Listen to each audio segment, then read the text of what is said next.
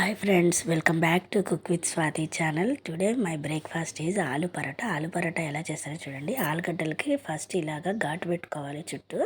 అలా ఘాటు పెట్టుకొని బాయిల్ చేసుకుంటే మంచిగా పీల్ తొందరగా వస్తుంది అండ్ బాయిల్ కూడా లోపల కూడా మంచిగా బాయిల్ అవుతుంది. సో చూడండి, గిన్నెలో పెట్టాను. నేను కుక్కర్లో ఏదైనా గిన్నె పెట్టి వాడతాను. సో కుక్కర్లో అడుగున వాటర్ పోసేసి ఇలా గిన్నెలో పెట్టేసి అలా పెడతాను. ఇది విజిల్స్ వచ్చేలోపు నేను పరోటా కోసం గోధుమ పిండి కలుపుకుందాము. ఇదిగోండి, ఈ గ్లాస్తో 3 గ్లాసుల పిండి నేను తీసుకుంటాను. మా ఇంట్లో 5 మెంబర్స్కి సరిపడా నేను అలా తీసుకున్నాను. మీకు ఎంత కావాలంటే అంత తీసేసుకోండి. 3 గ్లాసులు గోధుమ పిండిలో ఉప్పు, ఆయిల్ వేసి కలుపుకోవాలండి. ఆయిల్ వేసి ఫస్ట్ ఆయిల్ వేయగానే ఎమ్మటే వాటర్ పోయకూడదు. ఆయిల్ వేసి అలాగ మొత్తం కలిపితే చూడండి, నా చేతిలో ఇలా ముద్దలాగా వస్తుందో అలా వచ్చినాకనే వాటర్ పోసి కలిపితే పిండి మంచిగా మృదువుగా వస్తుంది. పిండిని ఎంత మంచిగా కలుపుకుంటే అక్కడే ఉంటుందండి. చపాతీ కానీ పరోటా కానీ ఏదైనా మృదువుగా రావడానికి పిండి మెయిన్. పిండి మంచిగా మృదువుగా బాగా ఒత్తుకుంటూ గట్టిగా కలుపుకోవాలి. చూడండి, నేను ఎంత గట్టిగా ఎలాగా ప్రెస్ చేసి కలుపుతున్నాను. అలా ప్రెస్ చేసి కలిపితే మంచిగా లాస్ట్ కొంచెం ఆయిల్ వేసి మళ్ళీ ఒకసారి మంచిగా ప్రెస్ చేసుకుంటూ గోధుమ పిండిని స్మూత్ టెక్స్చర్ వచ్చేంత వరకు కలపాలండి. స్మూత్ టెక్స్చర్ వచ్చి మంచిగా ప్రెస్ అయితే స్మూత్గా లోపలికి ఏలు వెళ్ళిపోవాలి. ఫింగర్ పెట్టి టెస్ట్ చేసుకుంటే ఫింగర్ లోపలికి స్మూత్గా వెళ్ళిపోవాలి. దీన్ని ఇలా కలిపినాక ఒక 1/2 అవర్ ఉంచాలి. ఈ 1/2 అవర్లో కుక్కర్ విజిల్స్ వచ్చేస్తాయండి. కుక్కర్ విజిల్స్ వచ్చేస్తాయి. చూడండి, ఒక 1/2 అవర్ అయింది. కుక్కర్ విజిల్ వచ్చి బయటకు కూడా వచ్చేసింది. చూడండి, పొటాటో బయటకు తీసాను. చూడండి, ఇప్పుడు చూడండి, మీకు పొటాటో ఎంత ఈజీగా పీల్ వస్తుందో మీరే చూడండి.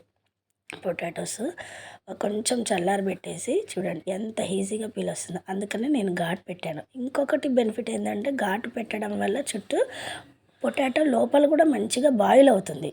బాయిల్ అవ్వడం వల్ల మీకు కర్రీ అనేది పచ్చివాసన ఉండదు. చూడండి, అసలైతే పొటాటోని మంచిగా గ్రేట్ చేసుకుంటే ఇంకా మనకి కష్టం ఉండదు. కానీ నాకు టైం లేక పెద్ద ముక్కలుగా కోసి ఆయిల్ వేసింది క్లిప్ మిస్ అయిందండి. ఆయిల్లో ధనియాల పొడి, జీలకర్ర పొడి, కారం, ఉప్పు, కారం అన్నీ వేసి ఆ పచ్చివాసన పోయేంత వరకు ఆ నూనెలో అవి మగ్గించాలి.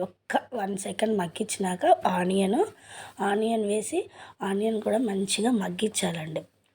ఆనియన్ బాగా మగ్గాలి. ఎందుకంటే పొటాటో ఆల్రెడీ బాయిల్ అయిపోయింది కాబట్టి ఎక్కువసేపు పట్టదు మనకి పొటాటో ఉడకడానికి.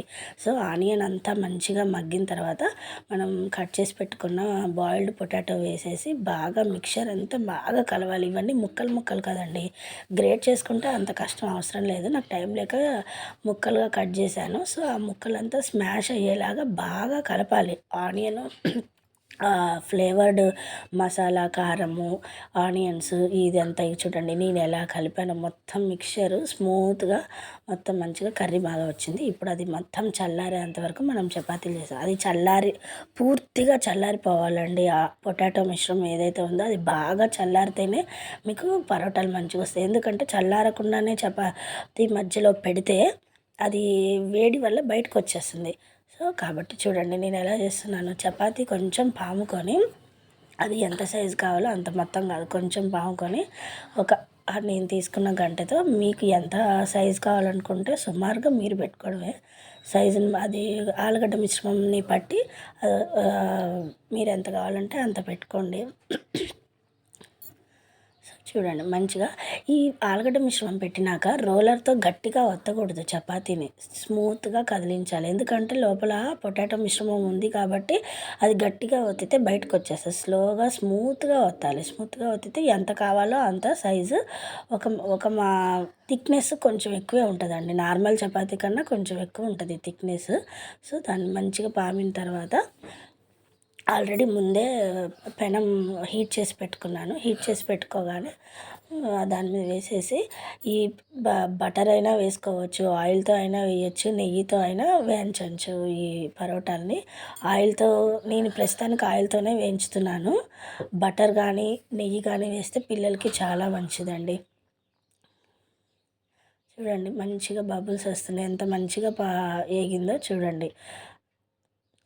చపాతీ ఎప్పుడైనా మీడియం ఫ్లేమ్లోనే పెట్టుకొని వేయించాలండి. హై ఫ్లేమ్లో పెట్టకూడదు, సిమ్లో కూడా పెట్టకూడదు. సిమ్లో పెడితే చపాతీ గట్టిగా ఉంటుంది. ఏగేంత టైము స్లోగా ఏగుతుంది కాబట్టి గట్టిగా ఉంటుంది.